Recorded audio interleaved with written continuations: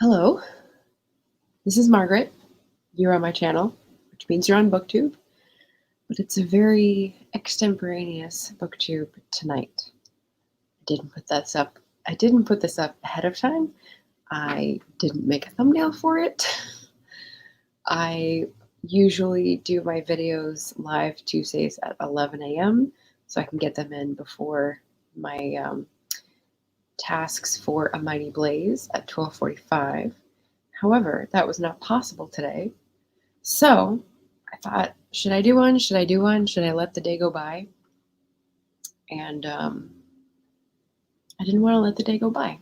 So I'm here to do a live about the end of the year and 2022 and pondering plans for 2022, but not planning. There's a difference. So maybe you don't see it yet, but there is. I did some planning yesterday, and I filled out just a lot of scratch paper with ideas and mind mapping and brainstorming and all these tools. And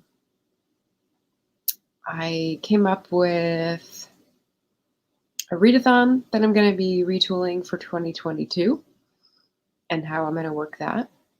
And I also had a new idea about a February thing to do, but I got all excited about it and looked up all these people and thought it would be a good idea. And then when I thought about reaching out to those people or trying to organize the thing, I thought, well, this is just too big for my britches. This is me organizing something for $0 and no guarantee of I don't know, other people's buy-in, I guess, is what I'm thinking about. And so I scotched the idea. Hey, Mr. Vlandis, nice to see you. Hey, Anita, nice to see you. I'm just talking to make myself feel better right now. So it's okay if you don't want to stay. I don't know what I'm going to be doing during this live. I might be doing sprints to do like planning exercises, and I might just be like communicating with people and talking back and forth. So if that's what you're up for, feel free to stay.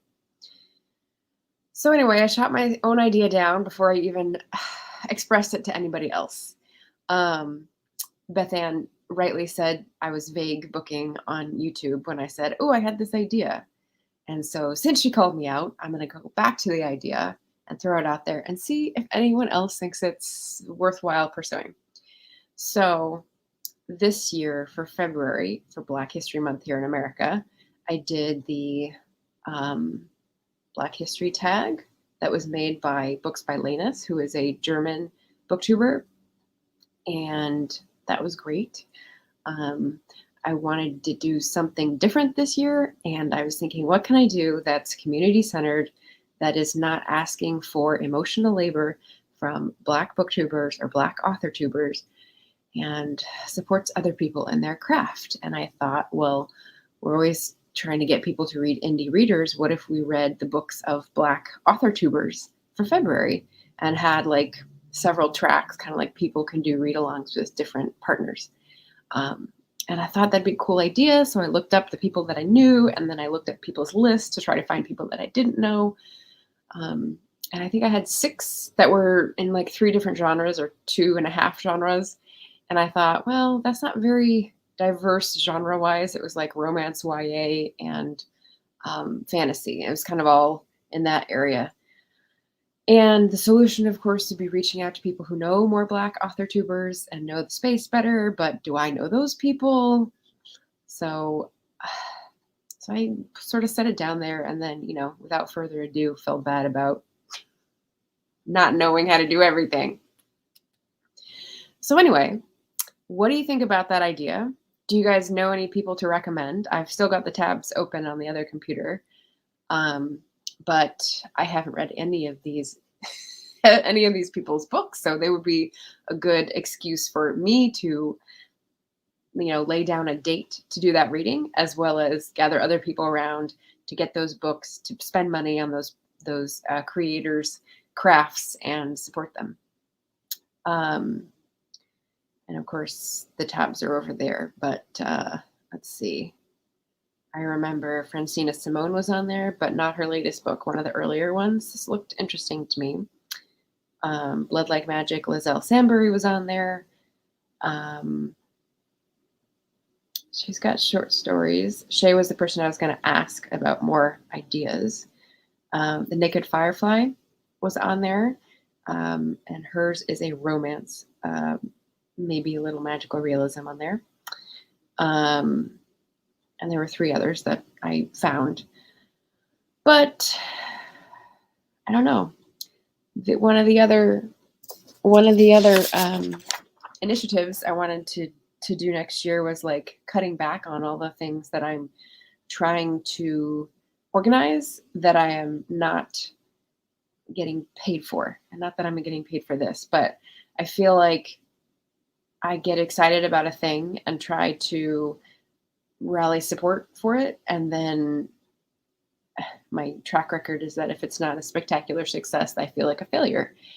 But that's silly. So it's like a retraining process. So the other initiative that I had already written down was like trying to get back to zero and say, okay, get rid of all the things. What do I actually want to spend my effort in doing this year? And so the 2 things that come up that seem like natural things are this Black Author Tube support thing in February and a Mighty Blaze during the year, because of all the wonderful people I've met there. So, and this is like beyond, being on platforms, interacting with people. That's not really like an effort. That's just like a osmosis way of life by now, right? Anita's sticking around because I'm saving her from writing Christmas cards. I haven't done that either. I've gotten 2. Yeah. So are these 2 goals in conflict with each other? I don't know. But yeah. Heidi Thorne just put up a video today or yesterday about how to have a way to estimate your fans or readers in a way that gives you a forecast for people buying your book in any given launch effort. And she went through the main platforms that people advertise on or interact on and said, this is how you find a number that is actually engaged with your material. And I agreed with her on 3 and was like, I don't know if that's the right data for 2 of them. But in terms of evaluating whether or not something is worth putting all the effort in or doing away with it, which is kind of the theme that I'm talking about, I thought that was a really timely, relevant video. But the 2 that I questioned, I was like, Facebook, what's the term? They all use different terminology, so it's hard to remember. Facebook Insights, I'm using my visual brain here. Nope, can't remember what the Facebook one is called, but she took you to a specific place to see how many people were engaged, not how many followers, but like had visited in the last 28 days. That's what it is. And mine said 506. And I was like, no, there's no way 506 people are fans on Facebook, because my followers is like 200 something and the interactions is like 20 or 30 each time. So that doesn't compute for me. And then Twitter, same thing. Like I have, I think 1,600 followers, and the Twitter profile views said something like 5,170. And I was like, no, that's a no. So I would need to dig down more into a different metric to see maybe what my follower count is if I wanted to do any forecasting, and use that forecasting to see like where I can trim the fat in terms of author business work. I don't know if anyone else is feeling the need to like trim off some things. Mr. Vlandis says, I can estimate mine. It's 0. It's hard for me to get readers or buyers for that matter. Yeah, well, she said it's like 1% of the followers, which is even harsher, right? But realistic. So, yeah, I didn't even add them together, but those 2 numbers are wrong. So, yeah. So in the spirit of thinking about 2022 and what I actually want to do, um, my inclination is to like start a project. And if it's not a project, it's at least a mindset that I'm going to keep with me.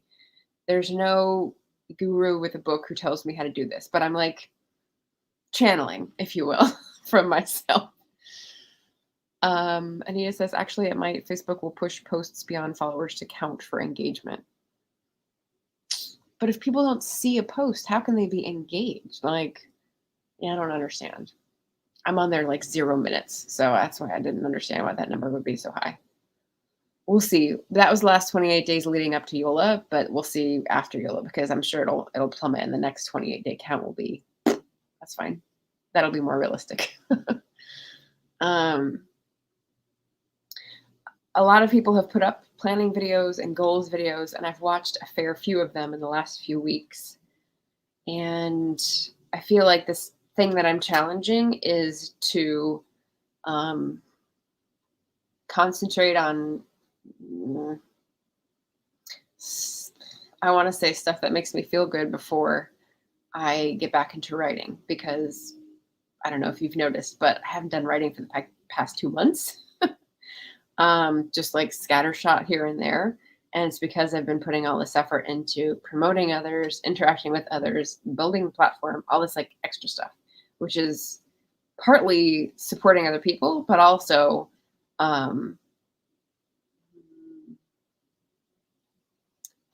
ignoring the things that I need to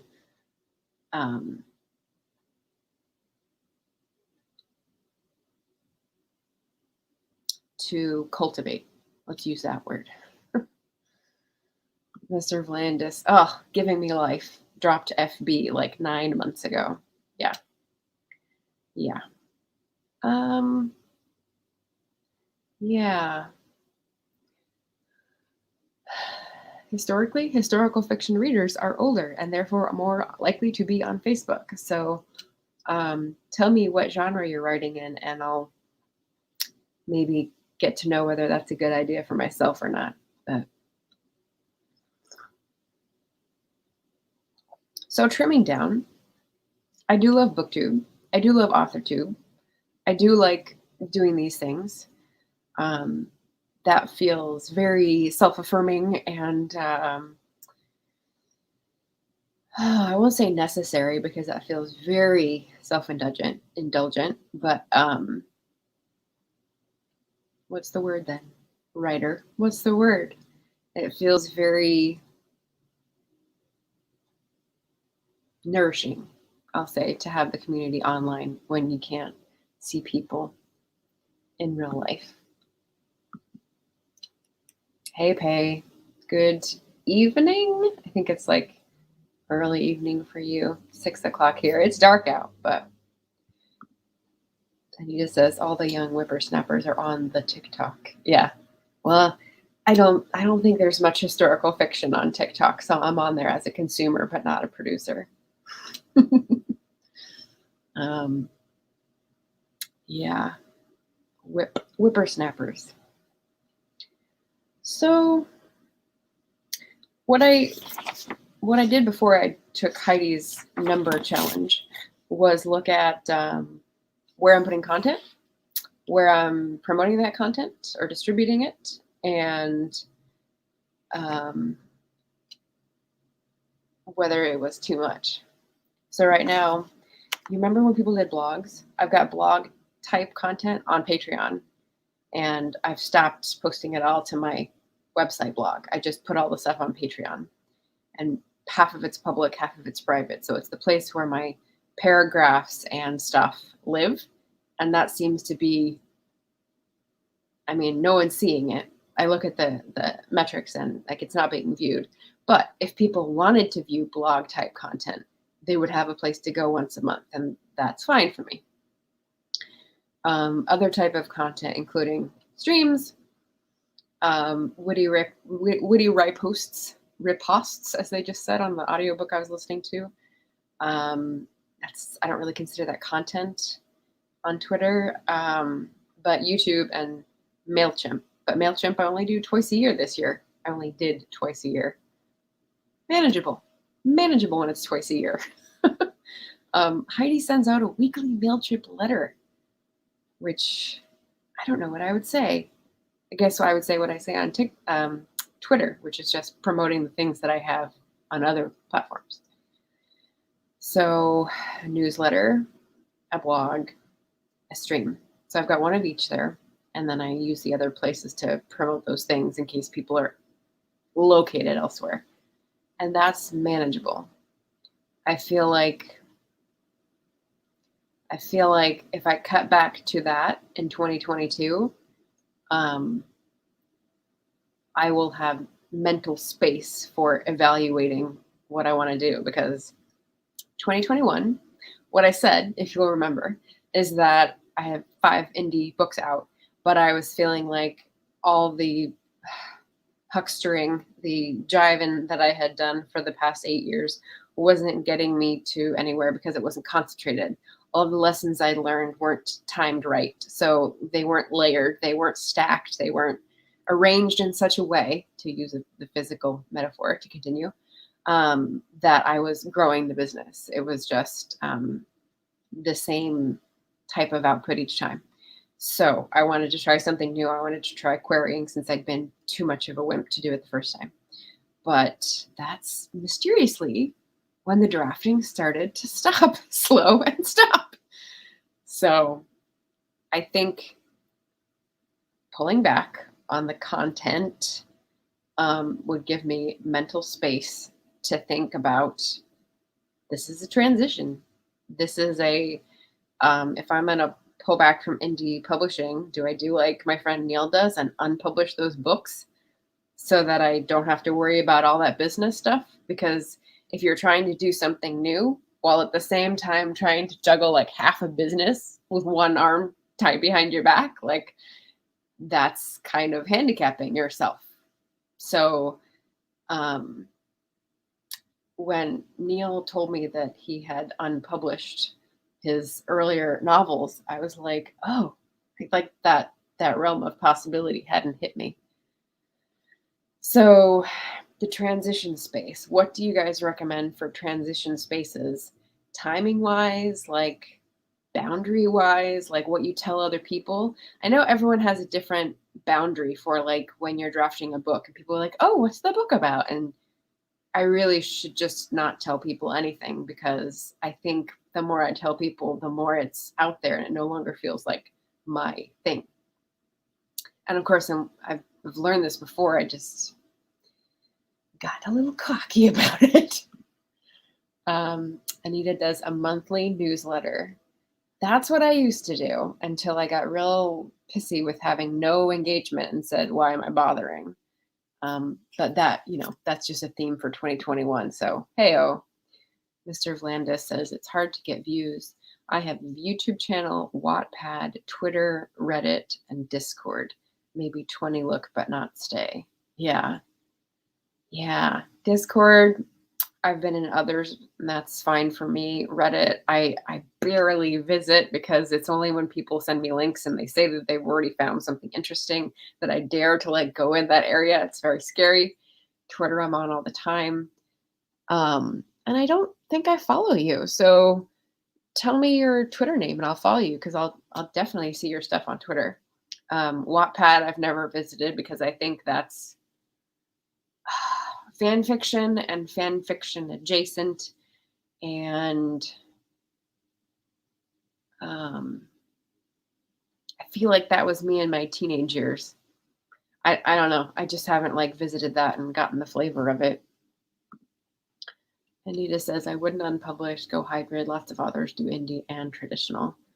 True. But how do you, it's like being a parent, which I'm not one, right? So how do you continue doing the same thing you've been doing for most of your time and then just like add on another thing? It's like you're already juggling 6 things, and then you're like, here, try a whole new thing and have that only be 1/6 of your time. And it's like the learning curve doesn't work that way. So, or maybe I'm just hyping myself up, and that's not the way I should look at it. I would like to follow this advice. That was my intent this year, but the the withering and the drying up of the vine of the current manuscript. I mean, I don't know. Maybe I just need to like put it under someone else's face and say, hey, can you tell me whether this has any value, any promise, any potential? But if something's not ready to be seen, putting it in someone else's hands and abrogating responsibility is not the solution. As much as I like that option, I believe it's. You don't know your Twitter handle? Okay. BP Baggett. Hold on. Let me find it here. Quick pause.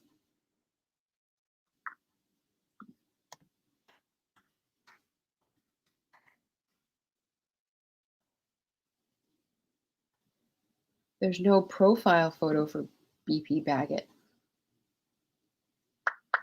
It says 0 following and 0 followers.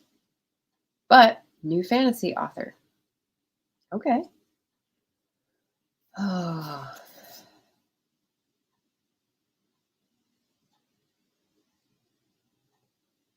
Wait. And there's one tweet. Well, that may be why no one follows you, but now you've got a follower.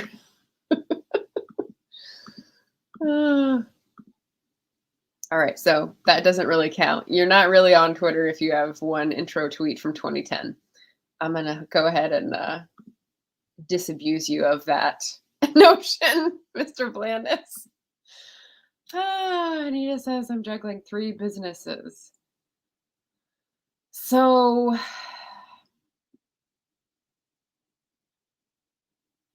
I feel like that's something you can work up to. Did you start them all at once? Tell us how that came about. Did you start one, get it up, and then sort of copy another alongside? How does that work? That might be my old one. Yeah, maybe.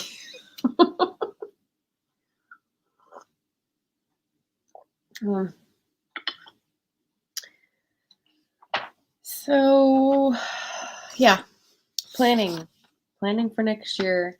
And I'm like, do I want to give this project a title, or do I just want to, like, again, keep it private because it doesn't need to be shared because it'll lose its magic? Oh, okay, Mr. Vlandis, let's try again. Velcorian Games.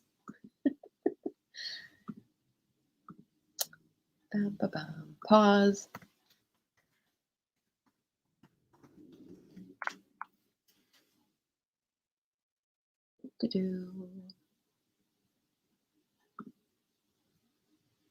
There we go. Follow.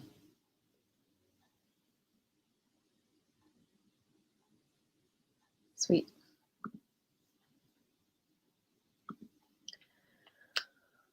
Oh, yeah. It's a lot of touchy-feely stuff. Not touchy-feely necessarily, but theoretical or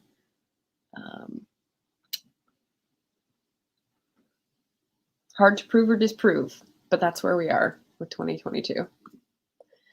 Nita says, no, I started out as a writer, grew the other 2, book covers and a merch store off the writing. Got it. That's right. I've seen your merch recently. Lots of cat stuff, right? Like cute kind of balloony, pastel, cartoony cats. They're really cute. Yeah. So you started as a writer. It's like I envision someone having all the ammo belt, right? And like drawing a picture of Lara Croft Tomb Raider where you have the guns and the holsters and the belts and everything, and like labeling each of those things like all of the things you need to do as an independent author business person, from the ISBN to the website to the domain and the hosting being different because so many people are surprised about this, to the theme, to the updating, to the backups, to the cover thing, which is its own whole business, to titles, to blurbs, to headshots, to formatting, to Oh my God, distribution, formatting colors for different vendors. Um, there are so many things you need to learn along the way. And that is for a writer to sell a book. And then to make something that is complementary to that, like book covers, is smart and merch is smart, especially because I think the merch is design and someone else fulfills because it's like all fulfilled off of the website, no matter which one you choose. Um, but but I guess the only person I can think of who, nope, she hasn't done this either. When you're doing hybrid and traditional, do those authors still promote their indie books? I feel like mostly they just leave the backlist alone and sort of optimize it and then let it to go on its own. So, oh, okay, the cat stuff is new. I have lots of horror stuff too. Well, that makes sense. It's all on Google Calendar. That's my tool belt. Fair point. Fair point. I have a lot of stuff on Google Calendar. I used to have it divided up into different calendars, and now it's just all in the personal one because job. Hmm. Hmm. That's how to be productive, I suppose. But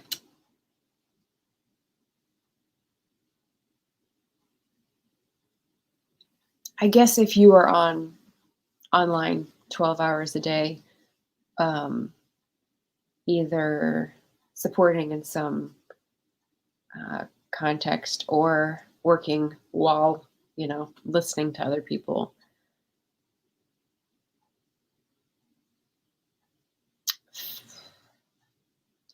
I think that would,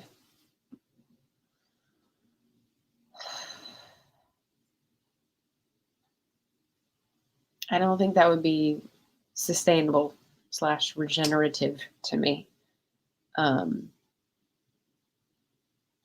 I think I don't have a dog to take for a walk. I have a cat, but he's not very walkable. So I would need I need to get up this amount of times and walk around or do a dance break for 10 minutes or cook something healthy for half an hour and eat it away from the screen.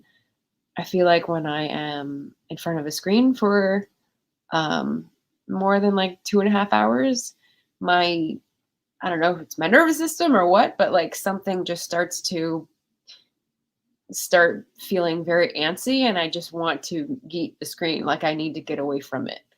So I don't think I'd be able to do what you do, Nina. All right, just in case is in the house. I was educated as a classic drawer at the Royal Academy of Fine Arts in Denmark, began making illustrations and covers for books, and then became a writer myself. Does that mean you're juggling similar businesses of book covers, book illustrations, and writing? Selling books? Similar background here. Backlists are always in play. Yeah, but you're not promoting them like a launch. I guess that's what I mean. That's why I'm in a weird period right now because there's nothing new.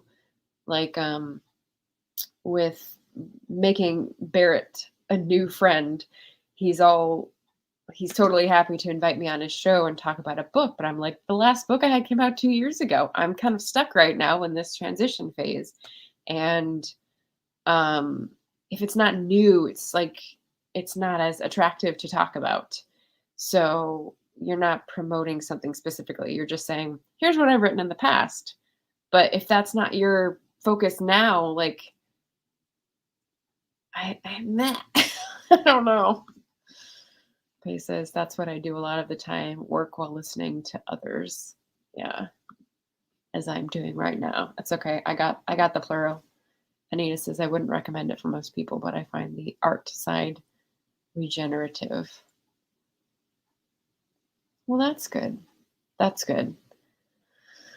Yeah. I don't do anything artsy on the computer. um, that makes more sense. I've seen people on TikTok do snippets of their um, art projects, and they go, like a little bit, a little bit, a little bit, and then like it's all done. Like a very small, scrunched, tiny version of what Paisley's video is, where he takes us through his art process. That was pretty cool.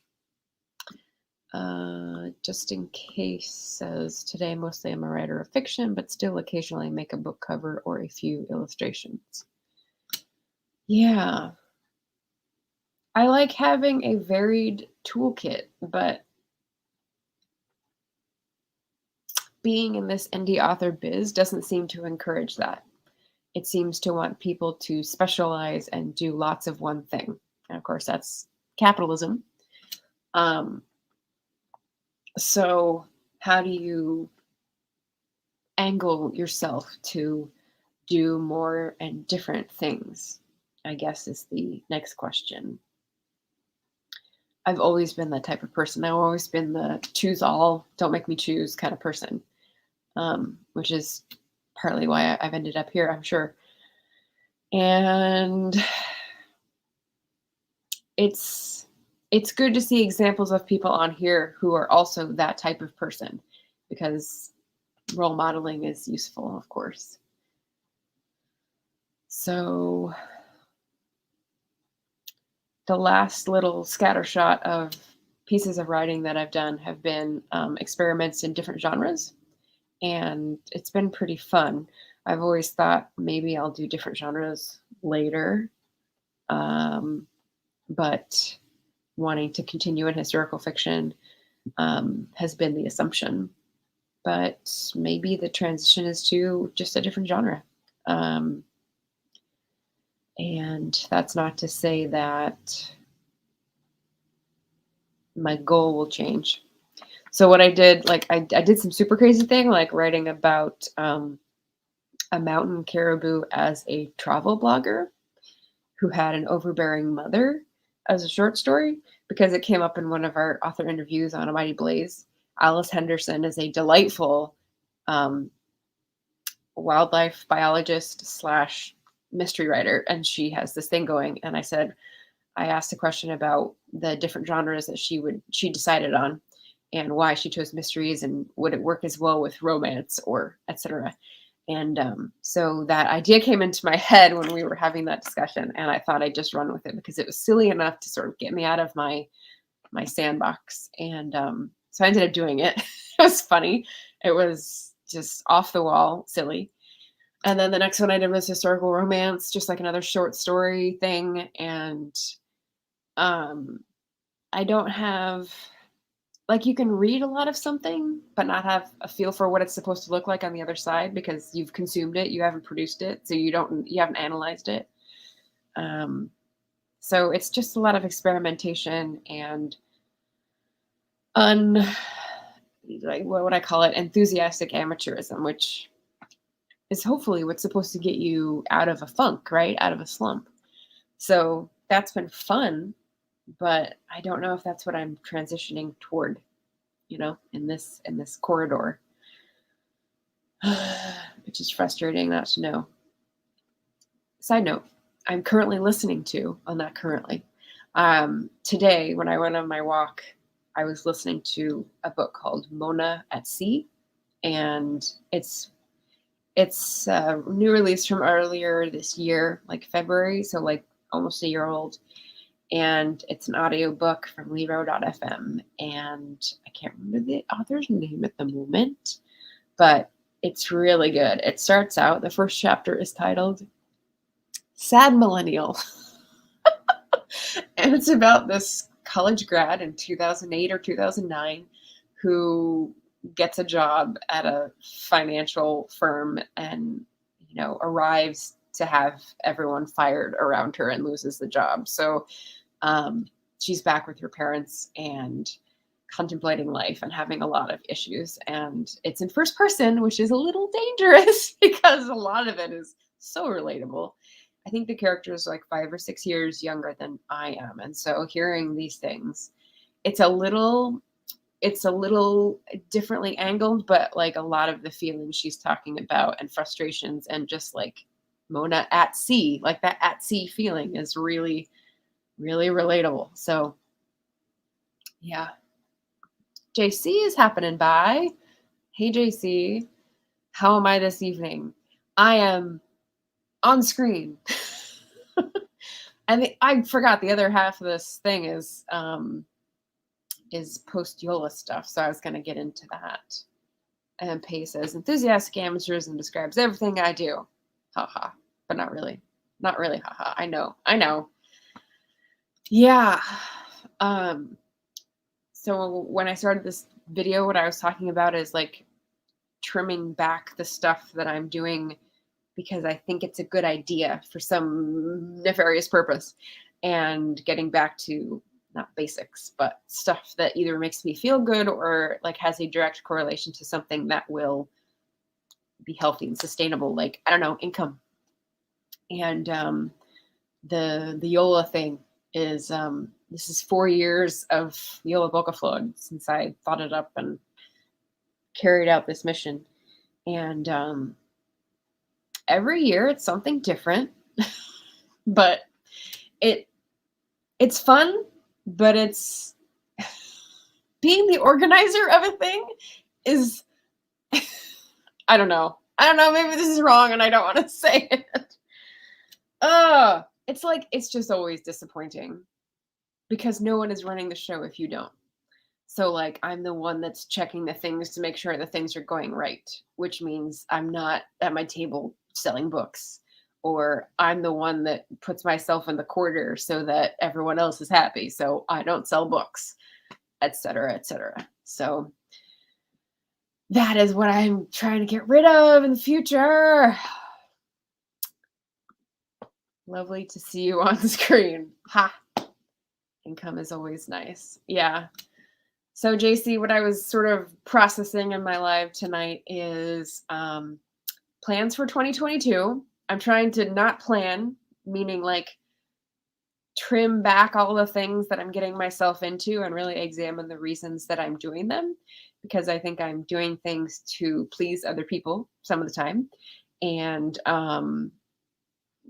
disappointing myself by not focusing on the writing first, because etc. Lots of things. And then just adding back in what I feel is helpful, makes me feel good, has me on the road to income streams, etc. So yeah, that's what this stream is about. Also cozy scarf vibes, because why not? Anita says, yes, running the thing is tough. Yeah. So I think I get a good reputation as an organizer, but like, I applied to jobs that were event organizing, event planning, did not get called back. That reputation is not translatable. It's like people who don't know the people who are hiring. So that hasn't helped at all. Do I like doing it? I'd like doing it if it was a paid position. Or if it's for people whose books I want to sell, like the Black Author Tuber idea. Author JC, do you have a pub date, by the way? I don't think it's next year, but just in case, I'll ask.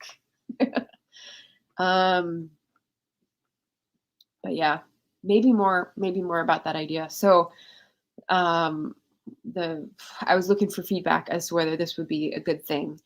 And for February, for Black History Month in the US, I was thinking of doing Black Author Tuber read-alongs and supporting Black Author Tubers with books out so that we can read and review and talk about and get some buzz going, and just like feed the love back, right? Because I think in the non-Black community, we have less familiarity than we might with those books. And so this would be a good opportunity, a good excuse to just focus on it for a calendar reason. And that to me feels like, I don't know, worthy effort to volunteer, like to organize. Like that seems like a worthy organizing effort. So JC says, I don't have anything concrete. I have to actually edit my manuscripts that I have finished in order to publish them. Ah, okay. Well, we know you have a pitch. We saw your pitch 2 nights ago, 1 day ago. See, it already feels like a long time. Anyway, yes. Okay. So you've got, words and a pitch, and you're raring to go. But yeah, so that was my idea that I was kind of like already pulling back from, because I thought no one's gonna want to do this with me. It's like when I've had a party and want to invite people, and then I'm afraid no one's gonna come, so I don't want to actually plan it. It's this stupid. It's these stupid like no one will come. It's exactly that voice. That's the voice in my head. So JC says, I do have 2 poetry collections that are done and ready to go, but I have to get covers for them. Hey, look at that. We've got a cover designer in the house, AF Stewart, and we've got someone who needs a cover done for 2 poetry collections. Yeah, it was last night. Thank you. It goes by quickly, and I don't know. Time is a rubber band for sure. But yeah, that was a fun event. Yeah. Oh, that's another one of the someone else had a poetry collection. That was one of the names that I looked up. So yeah, you could be part of the poetry track.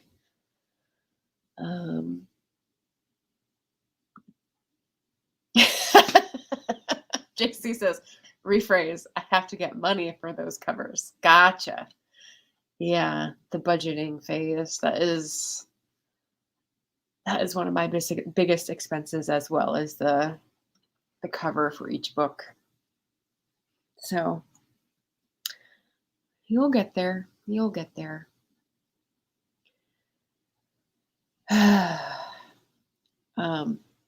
After I had the Yola event on Sunday, I came home, put away the things, got out of the fancy clothes, like sort of took off that persona, and was thinking about this stream, what I was going to do, if anything, at 11 a.m. today or later. And the organizer in me was like, okay, no more organizing, but what is identity is foggy. Value is too psychology feeling. But what I was getting down about was that my value seemed to rest chiefly in how inoffensive I could be, how little impact I could have, because one of the things I pride myself on is like low waste and consumer habits and not impacting the planet and walking instead of driving and all those things. And when I thought about that, I was like, it's almost like I'm trying to be non-existent. So how do I get back to someone who is confident enough to write something and think people should pay to read it, is what I'm saying for 2022. Anita's out here. Yes, my covers are cheap, just saying. And author JC, do you have a website I can look at and contact you? I'm sure she does. Yeah.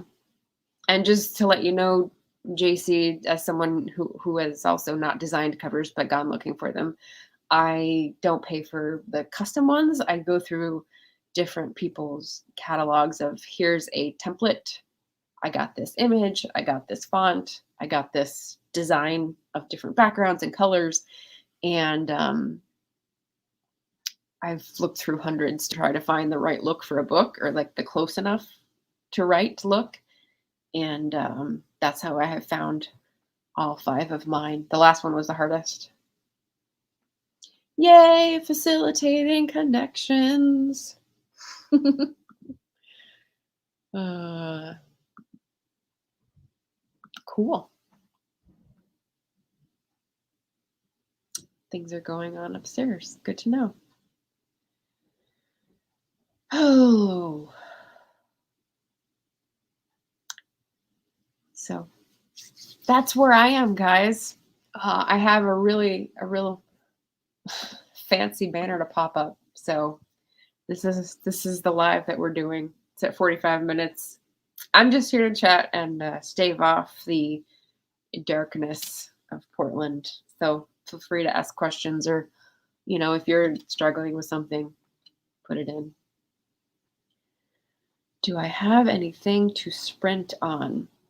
Well, what I did earlier today was basically like go through the months in 2022 and parcel out all the types of videos that I was expecting to do.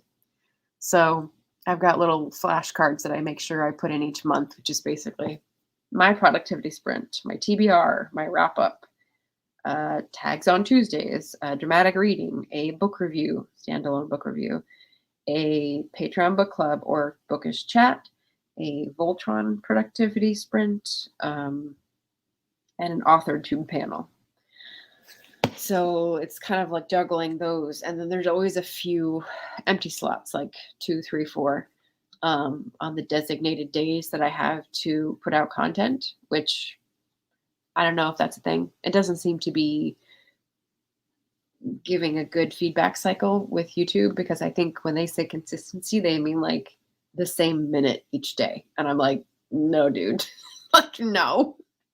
But who knows? If anyone knows the answer to that, let me know. Mr. Valanda says, my covers look cheap too. I drew my own. I don't think that's what Anita meant. Would you ever consider doing a book review on YouTube? Are you asking me?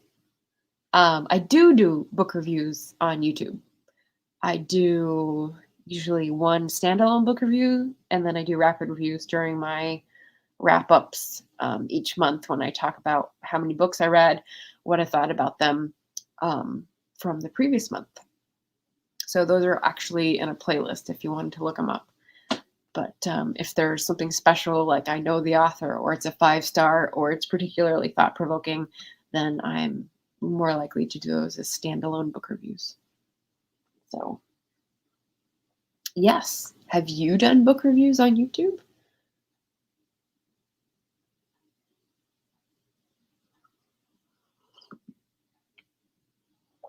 Cool.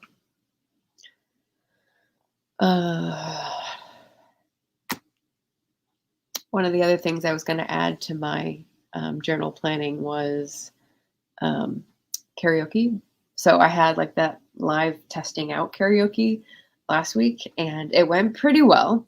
I will say there was still a delay issue, but it was only like half a second. And I think depending on who plays the music, we might actually get that worked out.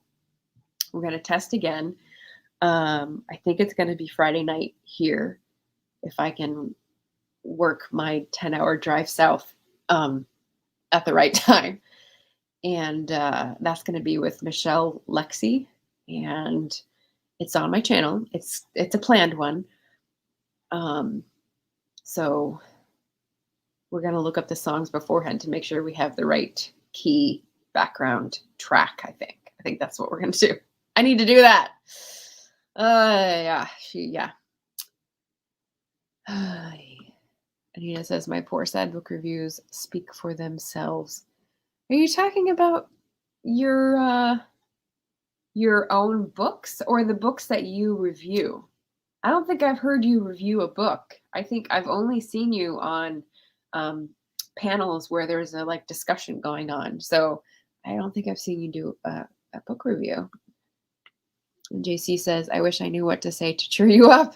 I think I understand how you're feeling, sort of like when I said I wasn't feeling like I was seeing all of my efforts bear fruit.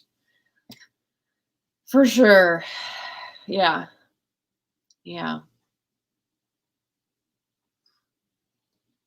So this year's been Interesting. We're living in interesting times for sure. Um, and, one way to attack it is to be super productive and focused and granular. And I've tried that, and I feel like backing off is like the next thing to try, but it's so hard. It's like against my nature. And of course, it's not the me that you usually see on the channel, which has themes and bullet points and 3 videos a week and goals, right? So the backing off is the more challenging thing to do because you're not bowing to the algorithm. You're not visible to people online if you're not there. Um, so yeah. Anita says, books that I've reviewed. I have the sad collection on my channel. I do better print reviews. Why is it a sad collection? I'm not understanding sad book reviews. Sad collection. Yeah, I don't understand why they're sad. Explain. Please explain. I do better print reviews, meaning they're more robust, or the books are better, so they're better graded. I don't know. I'm not understanding these.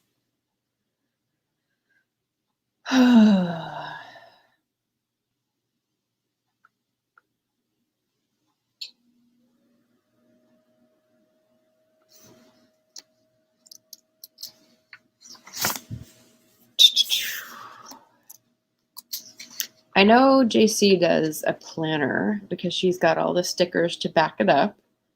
Does anyone else find that to be useful? Find that to go well with a minimalist approach? I feel like most of the planner people that I know are about like logging all the details, and that helps get things out of their head so that they can free up concentration powers. And there's something to be said for that. That's true. That's for sure.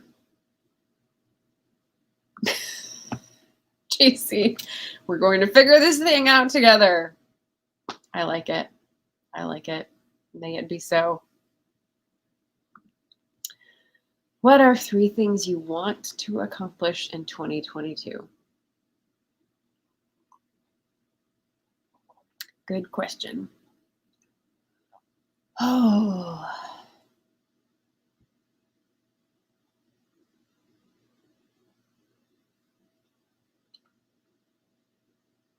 What do I want to accomplish in the next 13 months?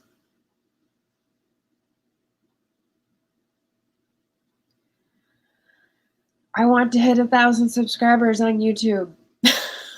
I feel like it's not about the monetization bringing in money, because I'm sure it's going to be like, another 4 months before it rises enough to actually have a payment. It's about like, once you hit 500, you're able to tag people, and once you have you have a community tab, and like it's like all these privileges you're granted once you hit certain milestones, and then it's like it's the what's it called? Not phalanx. What is the word I'm looking for? Why is this happening more and more? Because I'm getting older. Watershed? Nope. It's close though.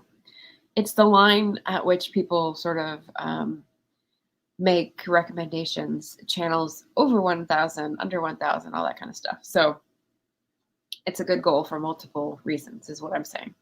So that's something I want to accomplish in 2022. What else? What else? We won't say anything about my love life. I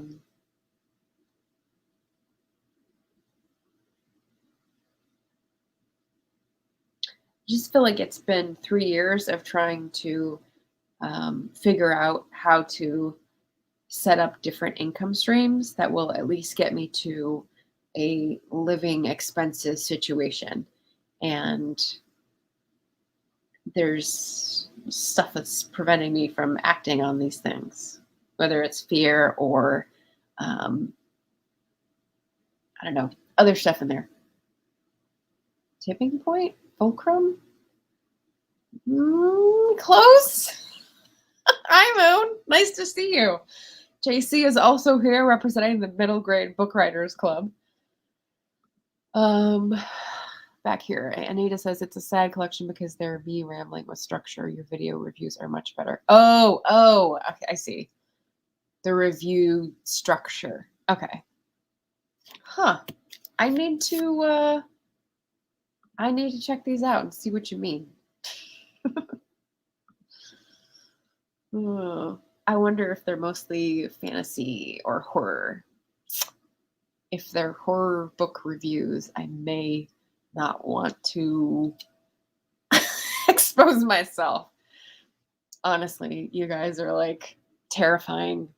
Christy as well. Like the whole universe of there are a lot of sci-fi fantasy booktubers, author tubers. There are also a lot of horror. And when I visit people's pages and go, I want to subscribe because you seem like really cool on a panel, and then I'm like, but I don't want to hear about horror. Like it makes me itchy inside. I'll stick with the fantasy and the cats. You still got lots of stuff to offer. Hey Moon and everyone else. Yeah, we're just hanging out.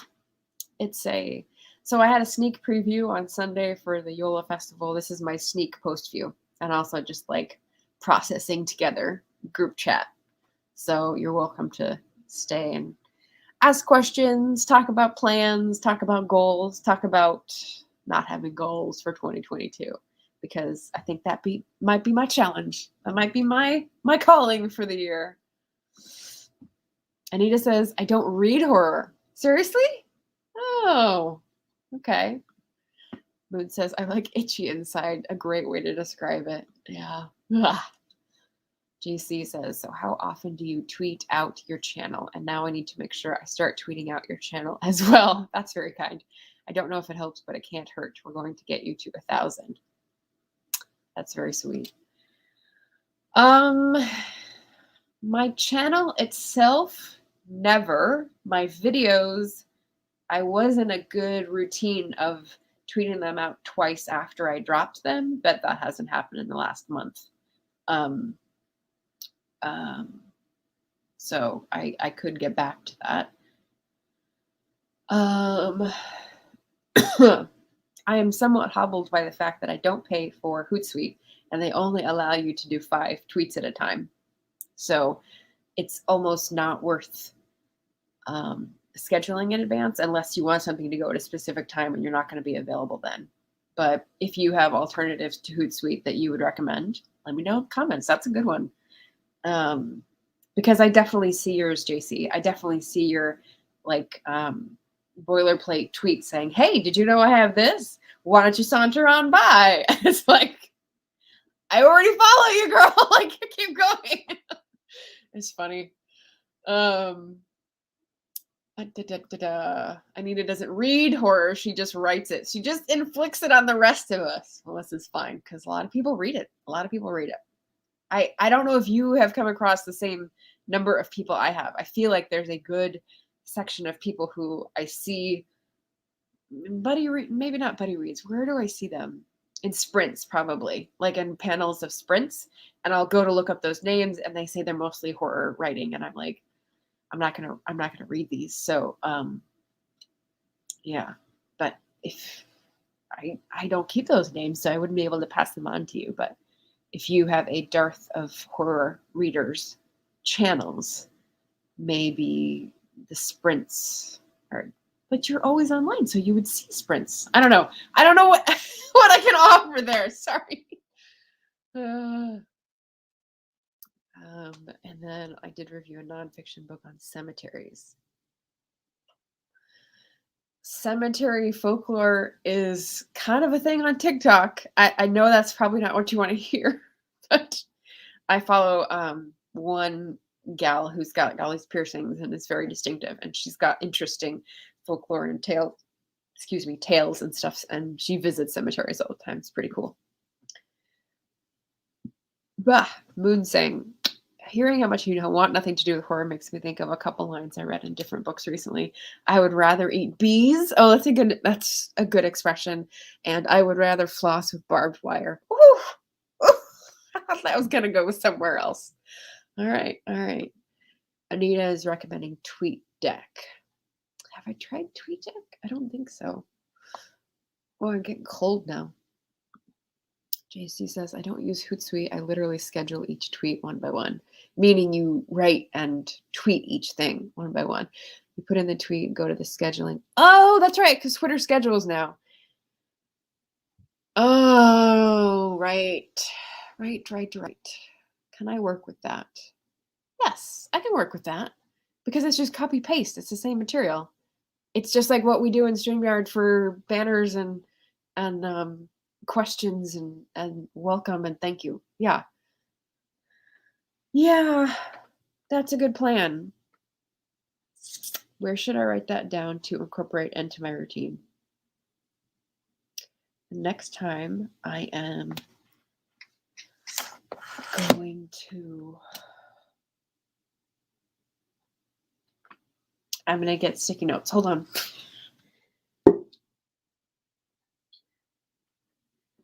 Go best friend.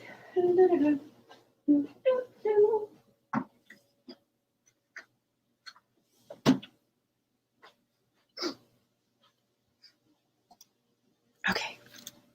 Look at these beautiful sticky notes. Gosh, I wonder where I might have gotten these sweet, sweet sticky notes. They're from JC. All good stuff. Okay. Twitter. Scheduler. Evergreen. File. Sweet. Thank you. That's a great recommendation.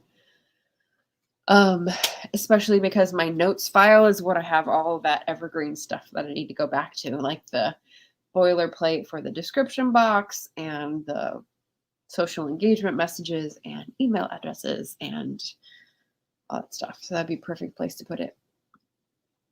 JC says, I schedule my tweets for the entire week ahead every Saturday. Moon saying, dang, you're organized. La la la la la la. Katie Slide is popping by to say, hiya. Nice to see you, Katie, on this Tuesday evening. JC saying I need to be more organized. I'm trying, though. Yeah. Just thinking about getting more organized makes me want to go eat M&Ms in bed.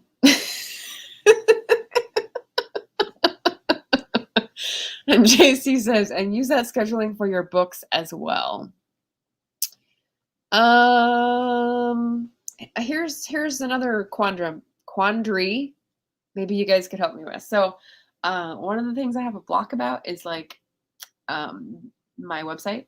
I was trying to get a shopping cart on there, and if you have visited, you might have seen that there's a shop, but I don't know if you can actually buy anything on it because I was in the middle of it like a week and a half ago, and I was going to do some things and get back with the designer who I'd asked to help me. And we'd only done 1 hour, and she was going to help me finish like testing out and make sure it all looked uniform because some of the books are different sizes and the menu bar did a weird, stupid thing, that kind of thing. And she's a few steps beyond me in terms of WordPress coding and Divi theme presenting.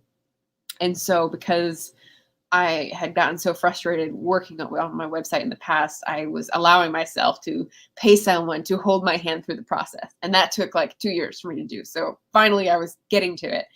And I've emailed her twice because she hasn't gotten back in touch with me. So that's why the shop is like halfway done. So I don't know what I would tweet because the best way to sell things is direct sales. There's Bookshop, there's Amazon, there's IndieBound, there's Smashwords, there's, I think that's it for me. But the best way to do it is to do direct from your website because then you're not paying anybody money.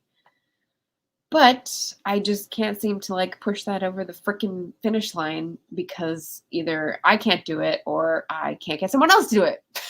So, for whatever reason, this has not been something the universe wants me to do. And JC is laughing at me while Bethan says, hello, Bethan, good evening. And Pace says hello as well. So when you say tweet about the books, do you like adventure? Do you like sailing the high seas in 1893, etc.? Picture of the book, link to buy. Because if that's what you're talking about, I was on the way to get that in train, and the universe said, I don't think so. So, yeah. If you know someone else who can work easily with WordPress and, $40 or less hourly rate, I will get in touch with them in a heartbeat. Make a graphic in Canva with all your books on it, then tweet the graphic with a link to your Amazon page for them to buy. True. I could just direct people to Amazon if that didn't make me feel like I was going to hurl. And that's another thing that I don't know. So the reason I didn't do this live stream at 11 as per usual is that I had an HOA meeting and we had lots of stuff to discuss, including the rampant mailroom thefts. So we have one of these little huts for mailboxes because they're clustered together, and people in the past few weeks have been driving in cars with no license plates, stopping, running in, stealing all the packages that are too big for the mailboxes and running away. And I was like, why is this happening? The person at the management company who is the liaison for our development said, well, you can get Amazon lockers. We have those at several of the other properties we manage. And I was like, and I bet you get a freaking kickback every time you get one, don't you? Don't you do that to me. Like, they're only going to accept their packages and then everyone else is going to be up Shit's Creek without a paddle. So I was like, no. But that's my indie author bias. Sorry, that just came out. JC was laughing at the M&M comment. Yep, so did I. At least until you fix the website. That's true. Yep. Kindle pages read. That's another thing that I haven't seen in a long time because I don't promote them. But the short story with the Vela thing, I don't know. It's just like, it's the playing of the game. I think a lot of indie authors have a tolerance level for playing the game as long as they see that some of their effort gets some output. And when we get to the point up to about here, maybe, where we've put in a lot of time trying to play the game of whatever corporate overlord, internet overlord, whoever is trying to get us to play with still not the result that we're looking for, that's when we just start, either losing hope or just looking for alternatives and divesting from the platform. So let me know if you've ever felt that way.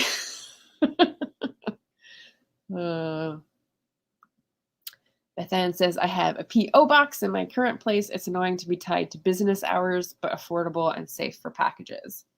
Yeah, that was another one of the suggestions here. Like a mailboxes, etc., down at the bottom of the hill or whatever. Katie says, sounds like you need some glitter bombs to teach people not to snag packages. I think I've seen videos of that online, but do explain. Is it glitter or like glue so it attaches to people? Because I'm pretty sure they just steal the boxes, stuff them in the car, and don't open them until they're far away, and they're not likely to be like seen by police who would see the incriminating evidence. I don't know. But yay glitter bombs. Katie says the marketing game will burn you out hard. Yeah. And actually, Katie, since you're here, what I was talking about a little bit earlier was the fact that when you've got lots of books out and then you don't have anything new, I know you have a lot of books out, so I don't know how like your turnover is lately, but I feel like since it's been 2 years since I released anything, it's about time for me to release something, but I'm like hands are empty. I feel like I can't deliver. So I'm not in like a lot of the game is what's new, and I'm here doing this thing, and there's nothing new to deliver. There's just the whole world to expose to the books that I already have because no one knows about them. So if you have a take on that in terms of what do you say if it's not new? Like Anita was saying, there's the backlist is always in play, she said earlier, but like, how do you make that new and exciting? Or how do you temper this is a new and exciting thing with your feelings of, I barely remember what's in that book because it was 6 years ago, like, someone at Yola asked me, here's a cool thing. So there's a literary group that does tarot readings and also like literary community stuff. Like they make fun of themselves and call themselves it's called Hocus, the Hermetic Order of something urban scribes. You might want to look into it. It's really well, it's well clever, eh? And so anyway, so they did tarot readings and they were matching people's books to the tarot cards. So if you pulled one card, they would say, oh, this is the moon. The moon is about this and this and this. And here's your reading list based on that card pull. And it was really clever because then it would be like composed of local books and indie books and stuff. So please take that idea and credit Hocus with it. But they asked when I said, I think Dulce's Legacy would work for the Star, and they said, well, we already have some for the Star. Would it be okay to go with the moon? And I was like, the moon is about secrets and illusion. Okay. And then I was like, Dulce, is there secret? And I had to go back and read it because I'm like, I published this in 2014, which means I haven't thought about it for like 7 years. So, yeah. Yeah. Let's see. Hocus. What is it? Let me put it in there for the look up. Hermetic Order of Clandestine Urban Scribes, hocus.inc. I'll put it in the chat just because they're great. They're just like community organization. They do readings and really silly ritual things that make everyone feel better. I should really get more involved, actually, now that I say it. Anita says, instead of an Amazon link, use a books to read link. That way readers can go to whatever platform they choose. Books to read. Okay, let me open that tab. And the best books at bookstoread.com. Universal link. Okay, well, I will look that. Excuse me. I'll look that up after. Thank you for the lead. That sounds really good. Katie's saying, when you have nothing new, you find new ways to reintroduce your old stuff to new people. So one of the things Courtney at the Courtney Project is fond of doing is like putting new covers on stuff. And it's something that seems to work, at least in the romance genre, because the covers have trends, and so people will notice if it looks new. I don't know. There's something about putting a new cover that feels like a facelift, and facelifts feel like I grew up believing those were morally wrong. So it's blocks. Obviously, I just need therapy to work through all this stuff. But Kay says that name did catch me. I will look it up. Okay, it's in the chat. Katie says, I wonder if I could incorporate that with astrology. Yeah. How would you do that? You would read their their signs and then see what phase the moon is. I don't know. That's a good thing to think about. I like it. And there's the Hocus address, hocus.inc. If anyone's clandestine urban scribes, they're a fun duo that run it, and a lot of people have fun at their readings. So,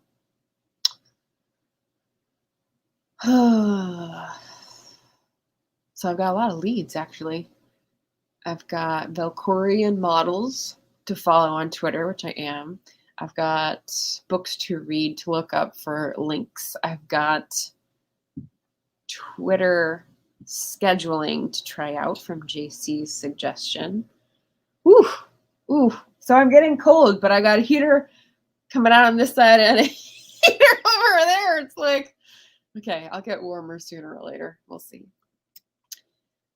Katie says, look at their Venus placements for romance recommendations, or maybe their moon placements for what nourishes their soul, then make book recs. Yeah, so if you're looking for readers, maybe the moon placements would be a surprise hit, like trying something new, not what they expect. That's good. That would probably be an in-person event thing though, right? I mean, you could do that on a live stream as well, but Moon says, what have you done in the past year that you were proud of? For Margaret and everyone else too. This is a good introspective question. Oh, what have I done in the past year that I was proud of? I was proud of doing the readathon in March. So I joined BookTube in August and participated in Victober because I'm a Victober nerd, a Victorian literature nerd, and really wanted in on it. But because, as you guys all know, BookTube and AuthorTube really works in cohorts. And so when you come in at the same time, you sort of grow at the same pace, or you're in the same genre. And so like, it's not clicks in a bad way, but it's like the people who you trust because you've interacted with before. And like, why would you go in a different circle to try to do something, right? So not having any way to become part of Victober and those like 3 really big booktuber circles, I thought, well, what can I do that is like that satisfies a different need? And so that's when I decided, well, they end when Victoria dies, which is in 1901. And 1901 to end of World War II is the modern period, which has a huge range of groundbreaking literature movements. And there's really no word except modern for it. Not early modern period, because early modern lit is like Middle Ages. But anyway, I did this readathon about March of the Moderns, put it in March, which it's a very full month, so it's going to be in May this year, as Beth Ann said, and made a bingo board, made graphics, which I had never done before, had people sign up to do buddy reads. I think I had 5 buddy read live streams that month. Basically did all the main things you would see on a readathon, and had like 200 subscribers. So I was like doing all this stuff with like very little street cred.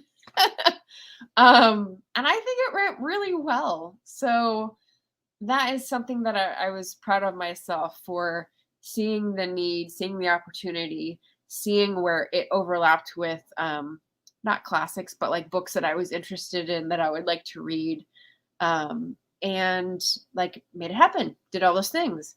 The thing that I usually fall down on, and the thing that I fell down on in this case as well, is asking for help and getting people to join in it with me and like add something to it that wasn't my thing. Giving up control of something is not my specialty.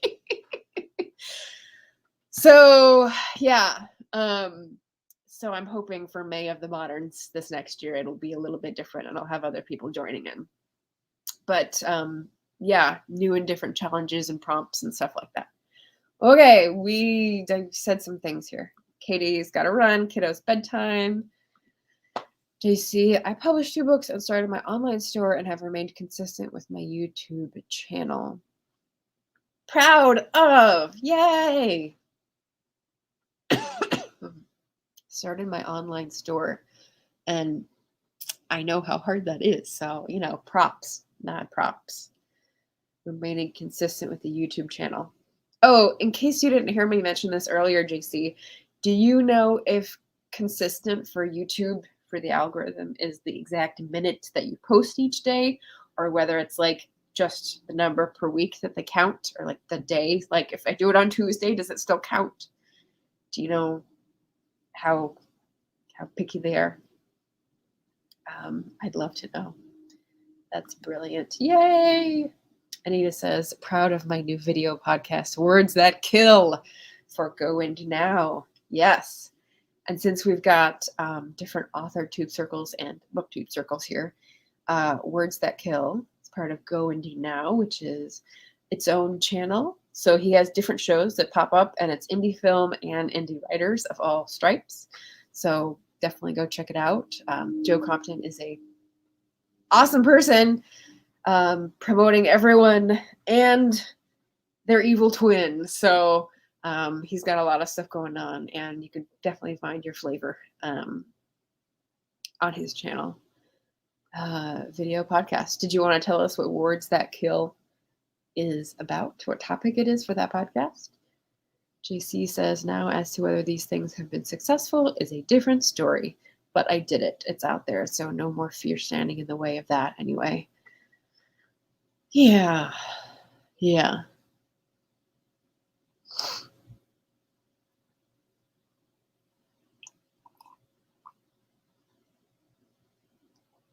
Yeah. It's important to celebrate the victory that something is done before swallowing it up in history, erasing it from your memory because it's off your to-do list, and saying, what's the next thing that I have to do? You have to take a moment to breathe and say, I did that thing. I did that thing. Go me. Yeah, way to go, JC.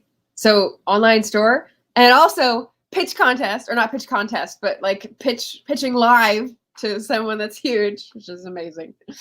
Same with Moon. Woohoo!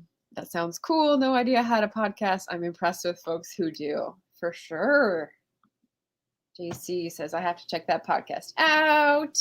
May of the Moderns. Yep. Just gotten very interested in readathons, although I don't spend much time watching BookTube. Yeah, I don't know how many crossover people there are. I don't think, Pei, correct me if I'm wrong, but I think Pei is mainly in BookTube, even though he's an author. Same with Jeremy Fee. But I think I've sort of grown tadpole tails into both pools. I don't know. That's a terrible metaphor. Yeah. Moon says, I just love the concept. Yeah, readathons are fun. Readathons are fun. Barrett is here. Barrett is here. Wait, are we talking? No, we're not talking algorithm. Words That Kill. Yep, I love that title. Barrett, just for your edification and to catch up, I've covered the moon and back in this evening's perambulation. I started off talking about the no plan that I want to do in 2022. Talked a little bit about Yola, wanting to step back from organizing so many things when nobody asked me, and just sort of like managing being in the middle of a transition and having uncertainty and not being able to actualize what you want to happen. And I'm sure you relate. But what to do with all those feelings while you're doing it. And we're just like shooting the breeze also. JC says, I have absolutely no idea how YouTube determines their consistency standards.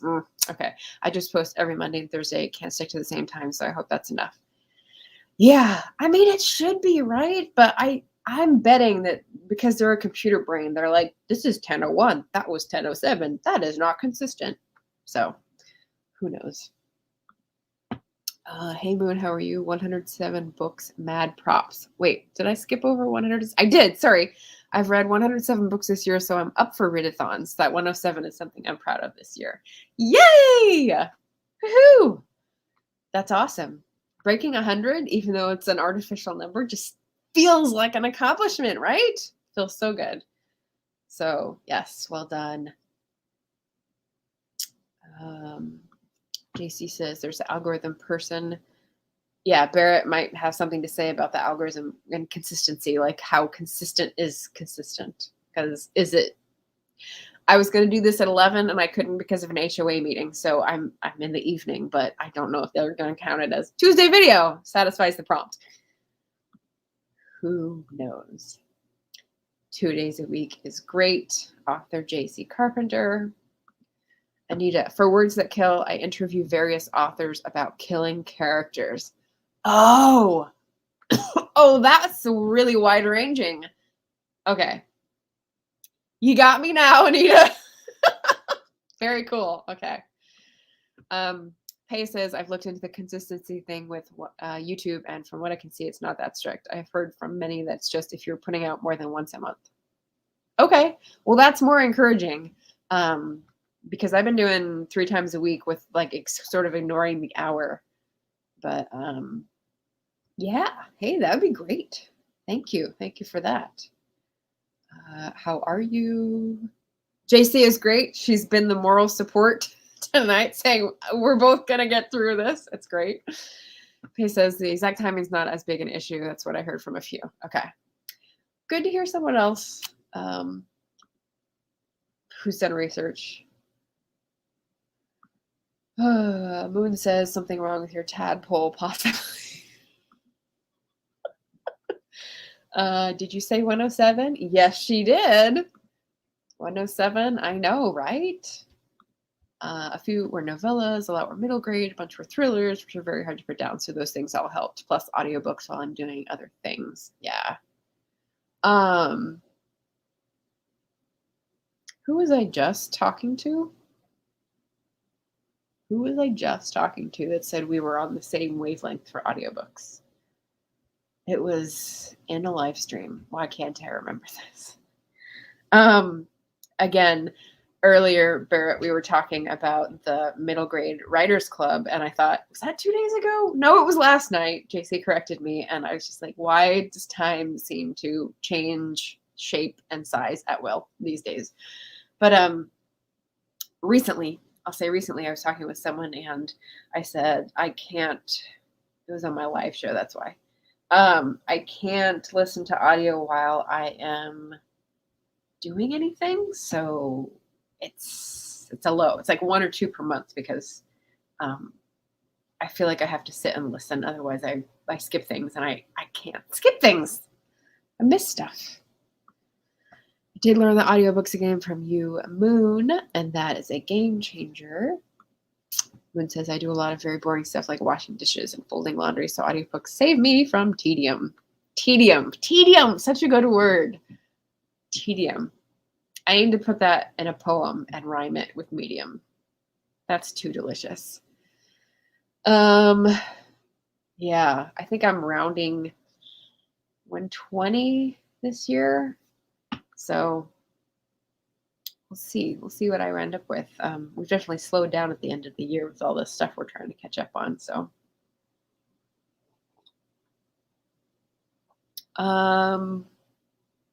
yeah. Did we get through? Did I answer all the questions? I only had one thing that I'm looking to accomplish next year. But if anyone else wants to put what they want to accomplish next year, feel free to pop it in there. We can all crowdsource support and or helpful tips.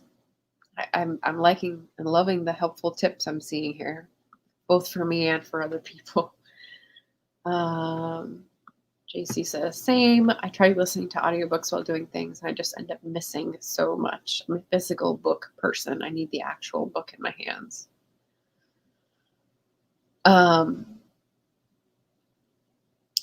I know who it was. It was in person. Okay, so here's the cool thing, folks, at Yola Book Afloat. Okay, so I've met one booktuber so far. I met John of Hey Y'all Listen Up in Chicago when I traveled through a couple months ago. And I also met two booktubers at Yola Book Afloat. I got to meet Leo Bancroft and author Emily Harris, who I guess technically is author too. But yeah, so they're no longer faces on a screen. They're people in real life because they live close enough or were traveling through. So Emily Harris is the one who I think was telling me that the audiobooks is the same thing. But anyway, same activities. So I want to accomplish querying glow next year. That was a really cool pitch, by the way. I don't know how I haven't watched all your Vlogmas videos, but maybe it was in there. I don't know how I hadn't picked up on that idea that was your book from your channel, but I was glad to hear it on Barrett's yesterday. That was really fun.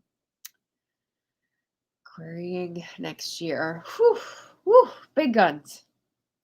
Anita says, I wanted to publish my fairy tale book next year, just have to edit it first. All right. Publishing the fairy tale book. I'm feeling it. I'm feeling it. And Barrett's going to help you. So there you go. Barrett's on the job. I'm going to help you get your query stuff together. Yeah. Barrett, where do you see your query journey going next year, since we're talking about wants and desires for 2022? And he wants to cheer you on every step of the way, Anita. Yeah, I like it. I like it. I think there are fewer booktube / author tubers than I thought. If you guys know people who do both, put them in the comments because I'd be curious. Because, yeah, maybe you only know one side of them. Maybe I only know one side of them. How could I miss that? It seems like a big thing to miss.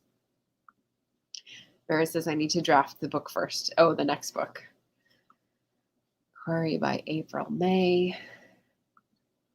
Back in therapy by September. Okay. May, June, July, August. 4 months. That's a good run of querying, yeah. Yes. Moon is asking, how thoroughly do you outline Barrett? Oh, therapy's on my wish list. Are you talking about the infusion therapy or therapy from querying, like mental anguish therapy? I think we might be on two different trains here. JD Estrada's happened by. Happy Tuesday. I get it.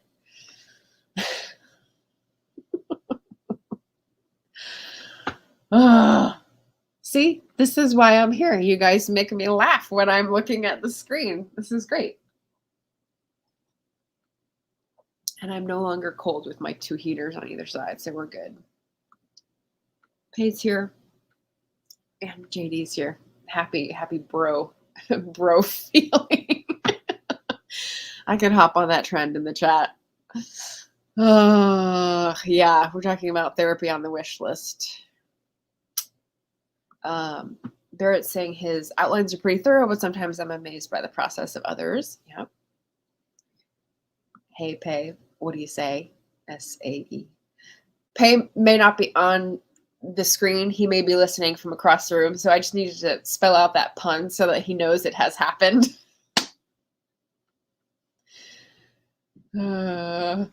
We're having a ball. See, this is why I needed to do this tonight.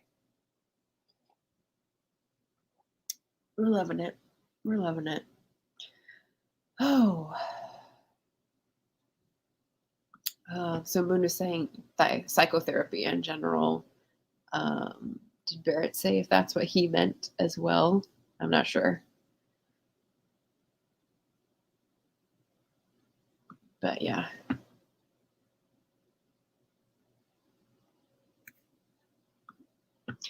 Moon says, I laughed when Michelle Schusterman, who, if y'all don't know, is a middle grade, traditionally published writer with a very big following on BookTube, AuthorTube, I guess. And she said an outline is just a very long synopsis. Ha, my outlines are maybe a page if I do them at all. Yeah. A lot of people took notes, a lot of notes yesterday from from the gems that were dropping from her lips. So that was really, really great. And as I told Barrett already, it was such a well-run stream. The questions, the timing, the advance notice, the audience participation, and the pitches. I was like waiting and waiting and waiting. I didn't know that they were last, so you like saved the little nuggets for last. That was fun, and the pitches are so good. So I mean, what was left to do? Pay's laughing because he heard me spell out the pun. Oh, I live to entertain. JC says, Barrett, we have a mission to get Margaret to 1,000 subscribers by the end of next year. Yes, that is my want. That's the best I could come up with for next year. So Barrett says, I was laughing along with that line too. Moon about Michelle. JD says, my tagline depends on the project, and it was a great chat indeed. Yeah. Pictures were really good. Yeah. I wonder if it's more or less unnerving to do that on live public streaming than like in a room where you're across the table with someone, where it would normally happen during a conference if you got like a pitch session on the side or something, because that's how I've normally seen it happen. I've never done it, but I feel like Barrett provided a very nurturing, supportive atmosphere, and probably better to do it live, even live streaming, because of his presence. So there you go. I'm into that, Margaret. I want to see you 1K by March. Or maybe May, because May is the Moderns thing, and that would be a big, big win. I think we can do it with some of our collabs in the new year. Hoorah! Anita says, my outlines are several pages plus character notes, world building notes, and research notes. Yeah. Yeah. Do those all go in the same file, Anita? Or is there something, I can't remember if you're a Scrivener user or not. I think yes. I had someone show me that they put all their stuff, even media files and saved web pages, in Scrivener, but it would not work for my version of Scrivener for some reason. So Moon says, yes, it was nurturing and supportive, and I had my butt in my own comfy chair. I can't imagine pitching live in person in a strange conference room. Yeah. Yeah. It's funny to hear, like, Michelle was even saying, it just seems really insane now to be querying. Even someone who likes querying, because it feels like Christmas Eve perpetually. Like, okay, that's a great way to look at it, but still, like, what?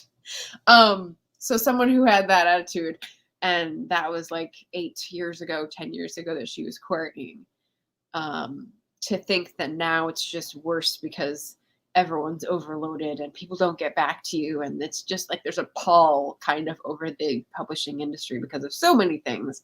But to hear even Michelle say that made me feel like, okay, reality check. Even people who are in the business longer, more traditionally successful, like, have this view. So I don't feel so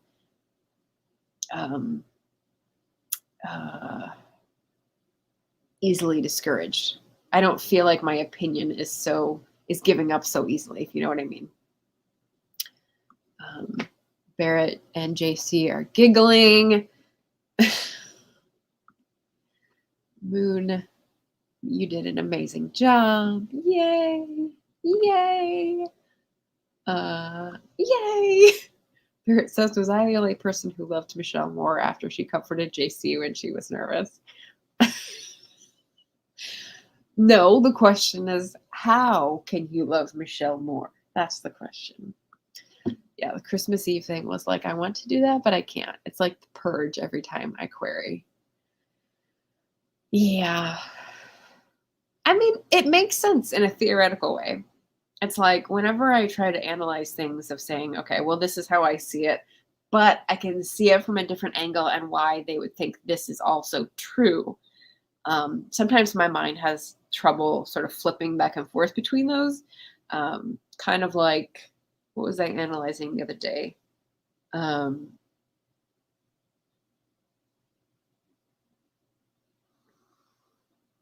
It is gone forever. I don't remember. I remember thinking if I muscle my brain into position to see someone else's point of view, it only stays for a second and then it springs back into like, but this makes so much more sense. So it's kind of a weird tug of war to try to stay open-minded for me anyway. Anita says no, several files scattered about Google Docs. Oh, okay. So you're not a Scrivener user, Google Docs. Well, then it's all about the labeling then, right? Labeling helps you find this stuff. Yeah. Moon says, yeah, she was great. Also, I think the rest of us were less nervous because JC was honest about feeling nervous and Michelle was so kind. Yes, very good point. Yeah. Honesty up front. JC is pointing out that I never said the other two things that I wanted to accomplish in 2022. You gave me one thing, the 1,000 subscribers. What's the other two?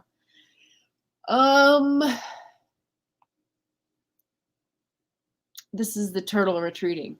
What are the other two things? What did I put down?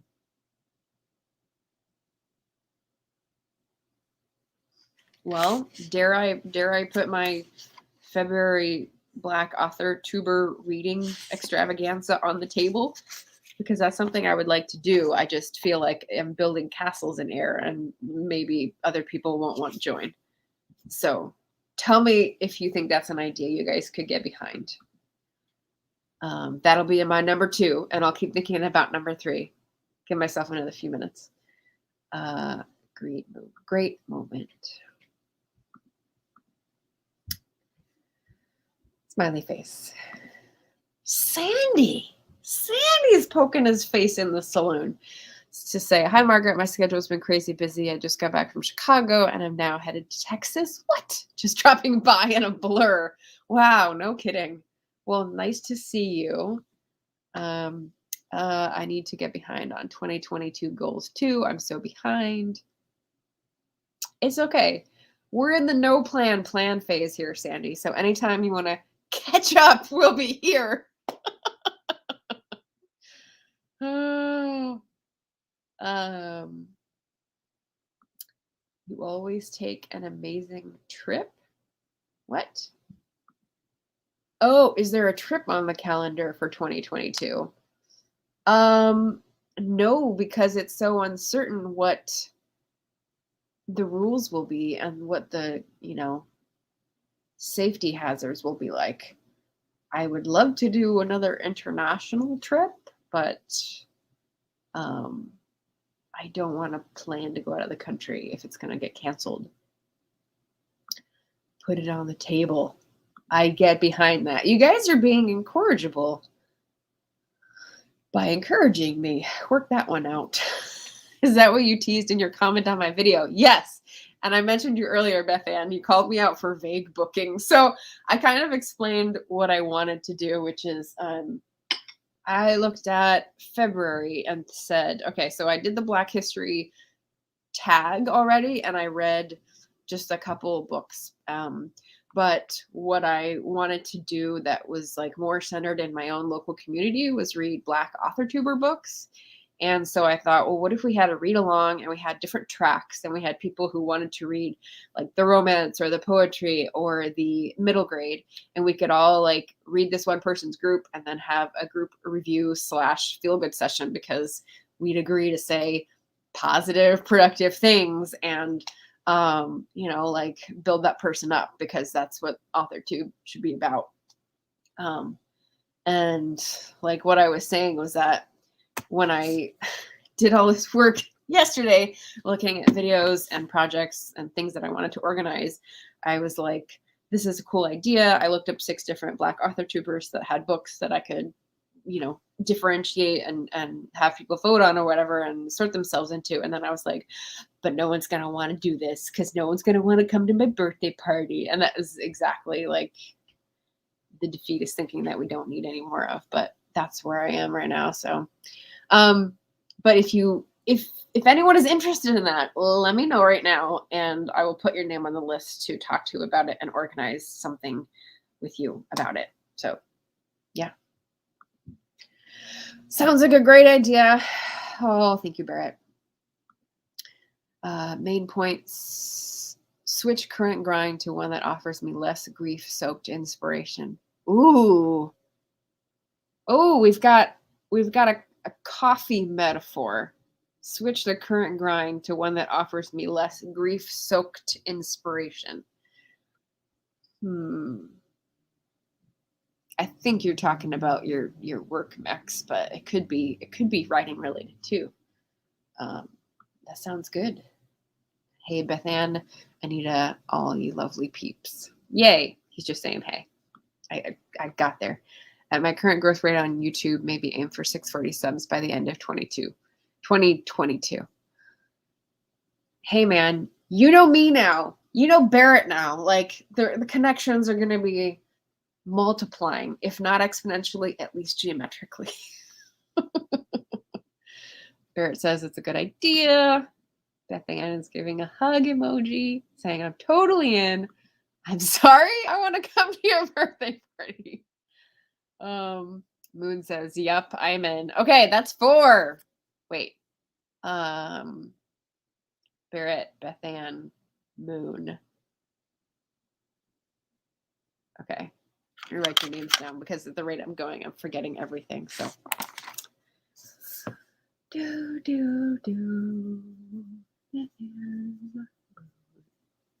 Barrett.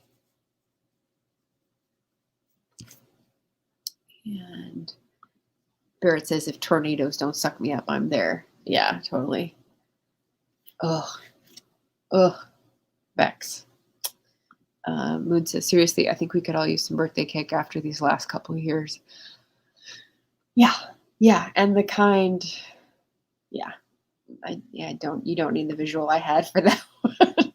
JC says, yes, I want to come to your birthday party too. Is this a riddle? Oh, no. Job inspired shizzle. He almost rhymes. JC says, yes, Moon. Dan Hook is here. Birthday cake? I'll be there. Hey, Dan Hook. I think I just subscribed to your channel and I've only watched one video, so I don't have your brand thoroughly in there yet, but we'll get there. Welcome. JD says, yay for geometry, right? I recently took down my graph of like my very, very optimistic graph of here's my subscriber growth, here's my watch time growth, because those are the 2 things you need to get monetized, and like where I am. And I thought, well, the less I keep looking at it, the bigger gaps I have when I do look at it, which is one way to be happy with your life, I will say. Barrett says, you're about to blow up, JD. You know it. Barrett says, watching writers count is fun. It could be content all its own. Pay says, am I invited? Yes. Yeah. Let's do it.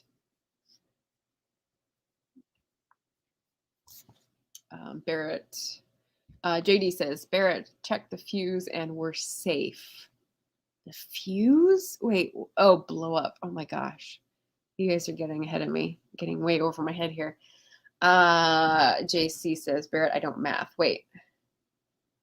E for geometry? Is that what we're talking about? I'm getting a little lost here.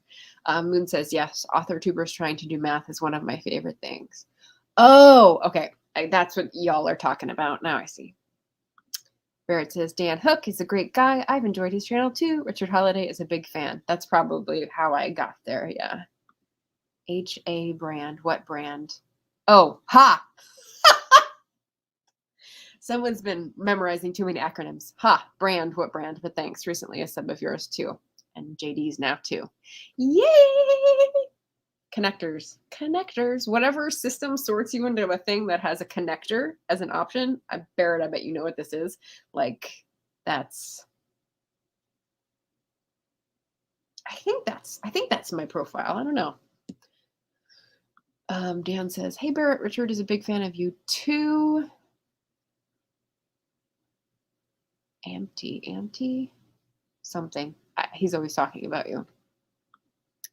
JC says, I told my 5th grade teacher that I was going to be a writer and I don't need math. And she said, you'll need an accountant. And I said, I'll hire someone. You know, yeah, that's another weird thing. Like in my family, it's like a badge of honor not to have an accountant and be able to do your own taxes. And I've struggled with that all 40 of these years. Dan says, I'm surprised he's not in the stream. Oh, Richard, it's late, right? 7:02. It's 2 a.m. there. JD says, thanks for the follow, Dan. Have 3 videos queued to finally watch ya. Oh, good. Wow. See? Kismet. There we go. Anita says, by my 85 subscriber count, you're doing quite well. Yes. JD, he was the old man author tube of the 90s kid group. If you remember on that stream, 2016. But now he's geometric. Right. Barrett says, aw shucks, Dan Richard is definitely one of my favorites. And Margaret, you are for sure a connector. It takes one to know one. I love connecting people, and my guess is you do too. I do, but I don't seem very successful at it. Whenever I do email introductions or, try to connect people with like job prospects or like writing partners or whatever, I never see it flourish. So here it's much more successful, maybe because of the video interface than email or karaoke nights, which is when I would try to introduce people and it didn't really take off. But I mean, you're staring at a screen singing, so you don't get to talk to people. So I can see why maybe that didn't work, but yeah. Dan, Hook, mate. Oh, okay, mate. There you go. Well, see, I wasn't expecting the vocabulary because I wasn't expecting the accent. Now I remember, right? It's late here. I can't type. You're good. You're good. 86 now, Anita. Just subscribed.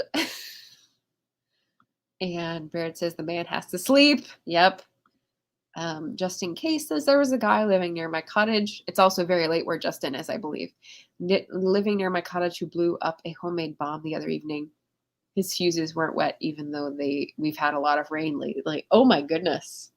Yikes. Where Dan is, it's a bit late. 3:30 a.m. Oh dear. Dan, he sure does. And JD says, Anita, see a lot of good channels that struggle. When my wife hears your voice, she's always like, I like her voice. So there. Oh, that's cool. That's cool. I'm one of those 86, Anita. Me too.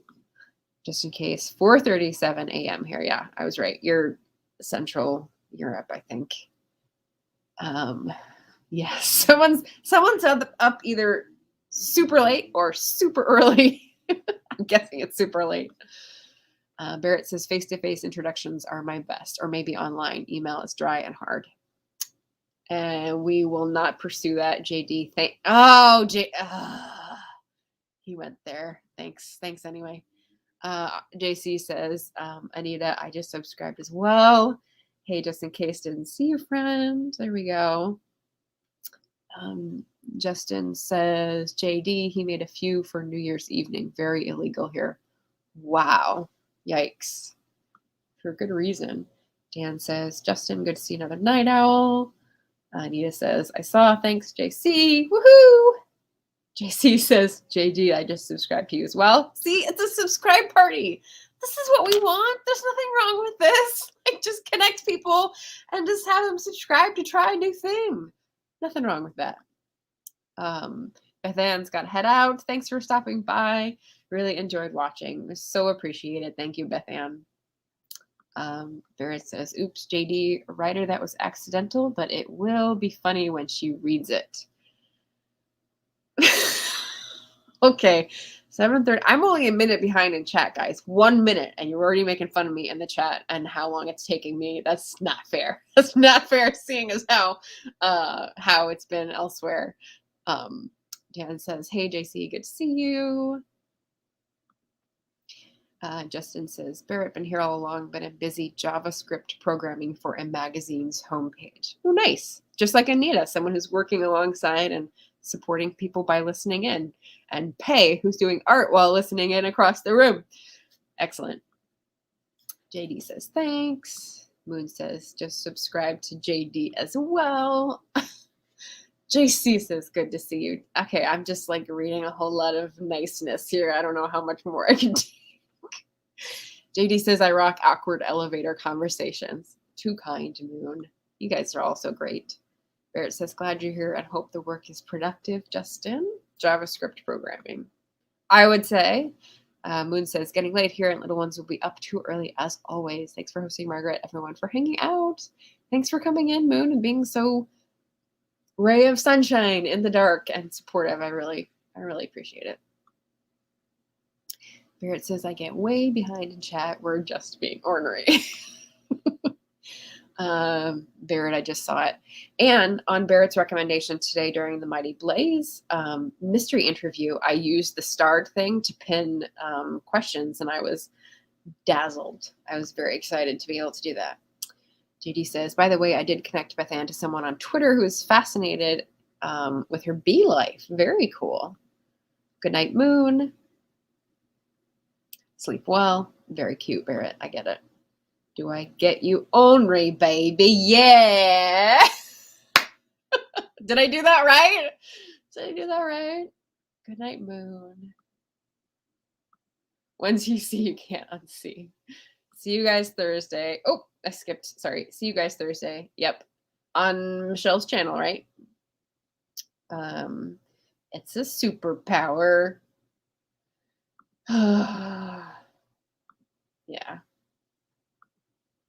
Can't wait. Yay. So give us a little preview of what's happening Thursday. So Tuesday was oh no, it's a writing workshop. You did give us a preview. It's a Michelle giving a writing workshop for middle grade writers. Very, very cool. If you want to drop the link. No, it's on Barrett's channel. Okay, sorry. It's on Barrett's channel, but it's Michelle giving a writing workshop. So yay.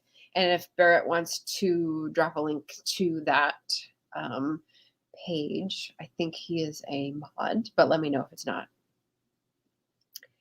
And magnificently, let me do this. I guess I'll do this. Thank you. Thank you. I usually can't do Mike Myers at all, but there you go. Dan says, Margaret, what's your plan for 2022? Did I miss you talking about this? Joined so late. Mostly I was flubbing about talking about non-planning because I've been so focused on detailed stuff and organization stuff that I have used it to ignore core things like writing the next book.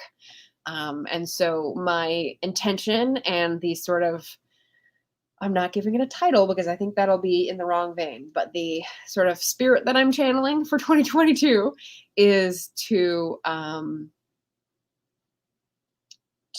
not get sucked into doing something because it will distract me from my core work, which I'm trying to discover after 5 books published and just sort of sitting and stewing. Like I want to get back to like, what's my next thing? And I don't have that excitement, that feeling right now. And that's what we're trying to like dive back into. And, you know, kind of like Moses in the Red Sea, like keep all that shit in the ocean away from me so that I can walk down my path. There we go. There is the metaphor of the night. I made it biblical. You're welcome. So it's on Barrett's channel. Michelle is leading. Sorry, I'm catching up. Justin says, Barrett, always productive. Want me to send you my new novelette and its short story sequel that I made during Nano. Nailing voice. Thank you. Thank you. Justin, I'll read it over my break. Excellent connections. JD, hey, I do work in progress titles often. Shadow of a Human was originally Demon Cleaner, and Beyond Human was originally Petals to a Wing. Interesting. I like the ending titles better. Demon Cleaner. That seems like it belongs on something else. Demon Cleaner.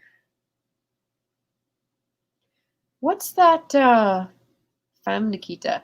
That's like Femme Nikita meets The Devil Worked at McDonald's. That's what that is. That's your pitch. Oh, title of a Q song? Okay, I think I'm behind. I think I'm missing something there. JC is still here, popping back in to keep us on task. And I realized I still have a third thing and I haven't said it. It's not a trip. But you're asking, what story are you currently working on? How close is it to being finished? That is a good question. Story that I'm currently ignoring as of October is about 85,000 words. It is it's a bit Frankenstein-y now because I've started it over a few times and the ending is still floppy. So it's a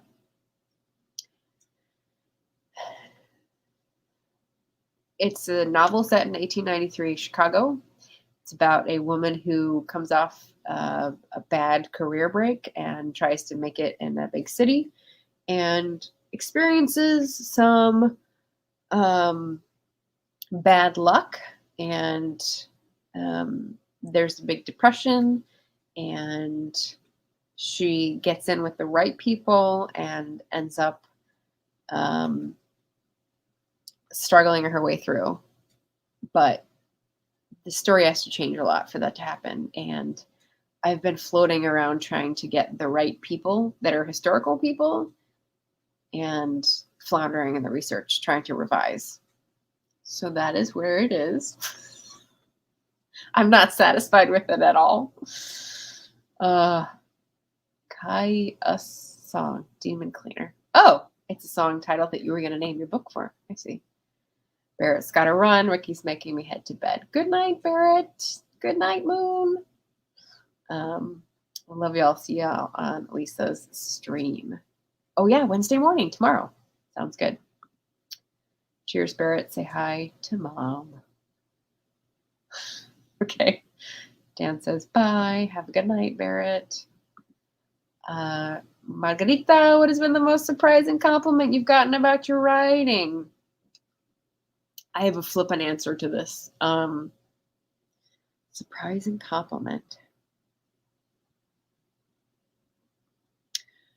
I guess I'll say the most, it was a surprise when I got it. And now I think it's maybe the best review that I've got is that someone said reading Remnants was like imagining her own family's history and how they came to America and the struggles they went through and really bringing it to life. And I thought, that's what I wanted. That's good. I didn't know I wanted it that way, but yes, that makes sense. I'm trying to cultivate compassion for people who are immigrating today and understanding for the motivations of immigrants. And no one has yet made that comparison. So, but this was good. This is like someone finding their own genealogy in fiction, which is pretty cool too. JC says, so what I just heard with that is your third thing, to finish and release this book by the end of 2022. I don't know. Maybe I need to throw it away. That's the thing. Like maybe it needs to get pushed into the drawer and I start something new, like a historical romance. Getting back to that enthusiastic amateurism, because that's what I started with and what sort of propelled me until it started to fade and I lost the spark, you know. Good night, Barrett. Don't flip and dust off. I like that. Yeah. And that was a friend in DC who said that. So I was like, that was pretty cool. Her name was actually McLean. So she spells it different, but it could have been the same family. Is that right about the McLeans? So, yep, yep. My goodness. Well, I think I'm good for I'm full up for compassion and support and enthusiasm and um